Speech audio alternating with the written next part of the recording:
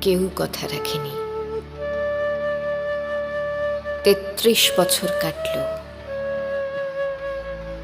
কেউ কথা রাখেনি। ছেলেবেলায় এক অষ্টমী তার আগমনী গান হঠাৎ থামিয়ে বলেছিল শুক্লা দ্বাদশীর দিন অন্তরাটুকু শুনিয়ে যাবে। তারপর কত চন্দ্রভোগ অমাবস্যা চলে গেল, সেই অষ্টমী আর এলো না। ২৫ বছর প্রতীক্ষায় আছি। মামাবাড়ির মাঝি নাদের আলী বলেছিল, বড় হও দাদা ঠাকুর, তোমাকে আমি ৩ প্রহরের বিল দেখাতে নিয়ে যাব। সেখানে পদ্মফুলের মাথায় সাপ আর ভ্রমর খেলা করে। নাদের আলী, আমি আর কত বড় হব? আমার মাথায় ঘরের ছাদ ফুঁড়ে আকাশ স্পর্শ করলে